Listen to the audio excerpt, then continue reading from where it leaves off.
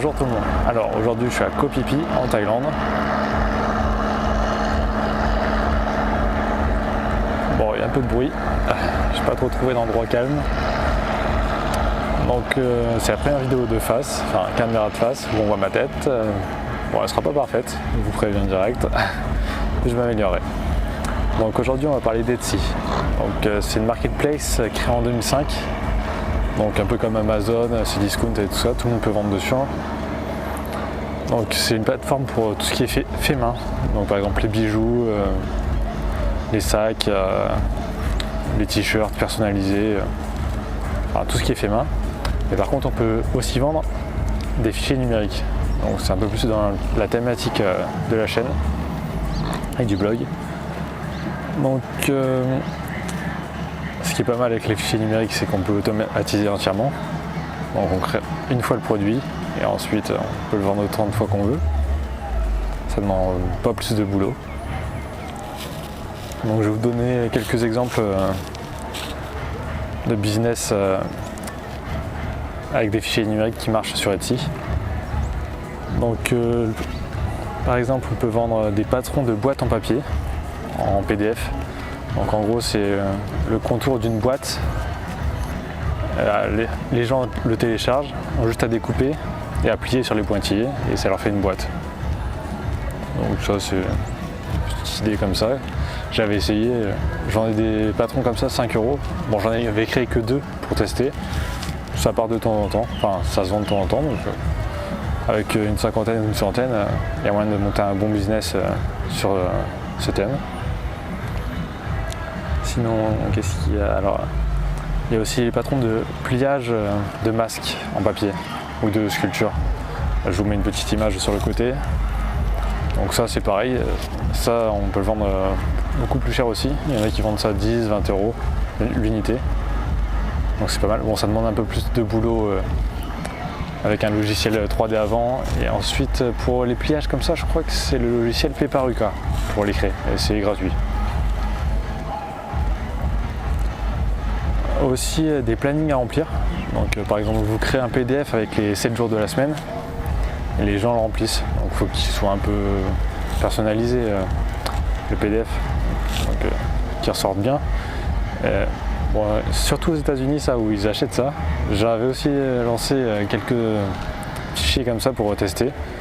Ça part bien. Donc enfin il faut en mettre pas mal pour que ça rapporte vraiment, mais ça part, ça marche.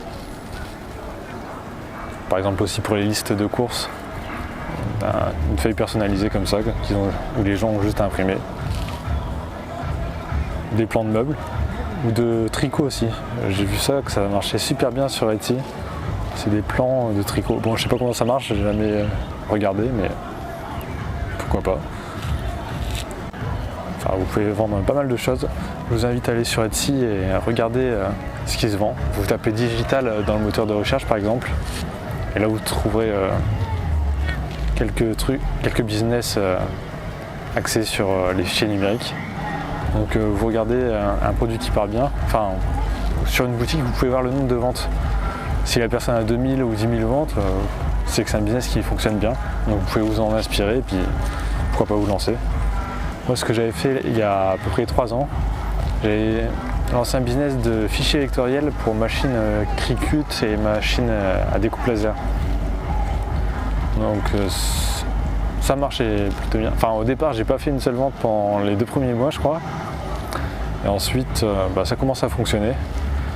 Là aujourd'hui j'ai 150 fichiers dessus en vente.